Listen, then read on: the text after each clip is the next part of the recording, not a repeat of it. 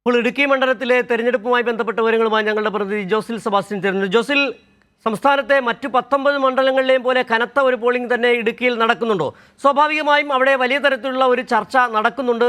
നിലവിലെ M P Dean Kuriakose 3.86 കോടി രൂപ ലാപ്സ് എം പി ഫണ്ട് ലാപ്സാക്കിയതടക്കം, ഒപ്പം തന്നെ മറ്റ് UDF എം പിമാരെ പോലെ പാർലമെന്റിൽ കേരളത്തിന് വേണ്ടി ശബ്ദിക്കാതിരുന്ന അടക്കമുള്ള വിഷയങ്ങൾ ഇടുക്കി മണ്ഡലത്തിലെ വോട്ടർമാർ ചർച്ച ചെയ്യുന്നുണ്ടാകാം. എങ്ങനെയാണ് അവിടുത്തെ വോട്ടിംഗ് ഇപ്പോൾ പുരോഗമിച്ചുകൊണ്ടിരിക്കുന്നത്? അവിടുത്തെ പോളിംഗ് ശതമാനം എങ്ങനെയാണ്?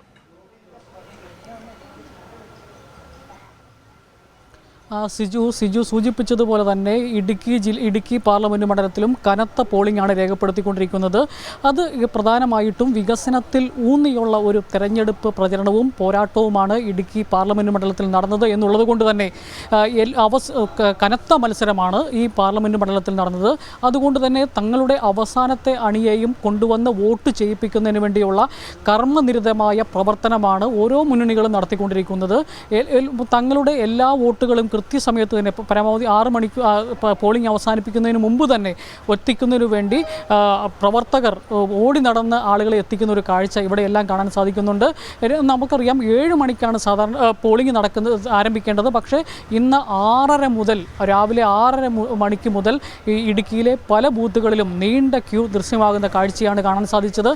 നമ്മൾ അന്നേരം പ്രതീക്ഷിച്ചത് ഈ വെയിൽ കനക്കുന്നത് കൊണ്ട് അതിനു മുമ്പ് ചൂടുണ്ടാകുന്നതിന് മുമ്പ് തന്നെ പരമാവധി വോട്ട് ചെയ്ത് പോകുന്നതിന് വേണ്ടിയാണ് അത്തരത്തിൽ പരമാവധി വോട്ടുകൾ രാവിലെ ചെയ്തതെന്നാണ് കരുതിയത്. എന്നാൽ വലിയ വെയിൽ നിൽക്കുന്ന സമയത്ത് പോലും പ്രായമായ ആളുകളടക്കം എത്തി നീണ്ട നിരയായി വന്ന് വോട്ട് ചെയ്യുന്ന ഒരു കാഴ്ച നമ്മൾ കണ്ടു.